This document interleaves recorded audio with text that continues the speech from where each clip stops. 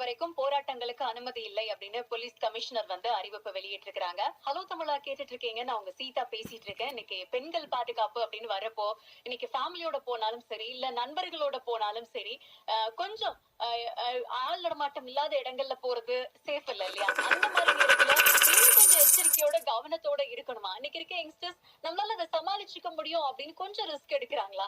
இதெல்லாம் பத்தி தான் பேசிட்டு இருக்கோம். நம்ம கூட பேசுறதுக்காக தூத்துக்குடியில இருந்து அப்துல் கால் பண்ணிருக்காங்க. வணக்கங்க. வணக்கம் சீதா மேடம், நல்லா இருக்கீங்களா? நல்லா இருக்கேன் சார், சொல்லுங்க சார். அதுல உங்களுக்கு ஒரு வாழ்த்துக்கள், நல்ல கான்செப்ட் பண்ணிருக்கீங்க.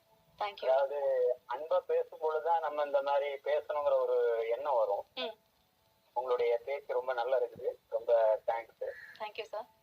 என்னுடைய பிஜி ஷெட்யூல், எனக்கும் நான் லெக்சரரா இருக்கேன். பிஜி ஷெட்யூல்ல கூட நான் ஒரே ஒரு கருத்தை பதிவு பண்ணதான் இந்த கால் பண்ணேன். Sure sir.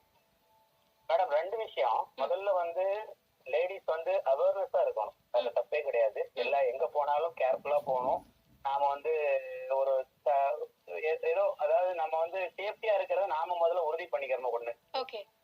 ரெண்டாவது ஒரு முக்கியமான விஷயம் இருக்கு மேடம், அதுதான் ரொம்ப மெயின். என்ன அப்படின்னா, நம்ம என்னதான் அவேர்னஸா இருந்தாலும், நம்ம சேஃப்டியான இடத்துக்கு போனாலும், அல்லது நம்ம டிராவல் பண்ண வேண்டிய ஒரு சூழ்நிலை வரும் பொழுது ஒரு அன்சேஃப்டியான இடத்துக்கு போக வேண்டியிருக்கு. இதெல்லாம் யாரு பாதுகாக்கணும் அப்படின்னா கவர்மெண்ட் தான். அதான் நான் என்ன சொல்ல வரேன் அப்படின்னா, நான் சிங்கப்பூர்ல ஒர்க் பண்ணிருக்கேன், துபாயில ஒர்க் பண்ணிருக்கேன் மேடம். நைட்டு 12:30க்கு மேல ஒரு பொண்ணு 100 பவுன் ஜுவல்ஸோட போனா கூட எந்த ஆம்பளையும் அந்த பக்கம் திரும்பி பார்க்க மாட்டான். எதுக்கு தெரியுமா? அதுக்கு என்ன காரணம் நினைக்கிறீங்க?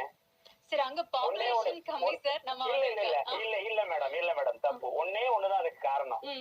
ஏன் தெரியுமா? கை வச்சான்னு வச்சுக்கீங்களேன், அதுக்கப்புறம் அவன் லைஃபே முடிஞ்சு போச்சு. தண்டனைகள் கடுமையா இருக்கணும். இந்த மாதிரி ஆட்களுக்கு தண்டனைகளை நீங்க கடுமையாக்குனீங்கன்னா, அடுத்து அவன் போதையில இருந்தாலும் சரிதான், போதை இல்லாம இருந்தாலும் சரிதான், சேஃப்டி இல்லாத இடமா இருந்தாலும் சரிதான், பெண்களை தப்பா பார்க்க கூட மாட்டான், நினைக்க கூட மாட்டான். கண்டிப்பா சார். அந்த பாடத்தை டெஃபினட்டா அவங்களுக்கு புகட்டணும். ரொம்ப அக்கறையோட பேசினதுக்கு நன்றி. சோ அந்த ஏரியால இப்ப சில கண்ட்ரீஸ்ல எல்லாம் பாப்புலேஷன் கம்மி, அங்க நம்ம கவனிக்க முடியும். நம்ம இந்தியா மாதிரியான மக்கள் ஜனம் அதிகமா இருக்கிற இடங்கள்ல இந்த மாதிரி இருக்கிறப்போ நாம எவ்வளவு எச்சரிக்கையா இருக்கணும் அப்படின்ற உங்களுடைய கருத்துக்களை நீங்களும் கால் பண்ணி சொல்லலாம். 046269111064 அப்படின்ற நம்பருக்கு. சோ இம்மிடியட்டா அந்த 3 பேரை புடிச்சிருக்காங்க.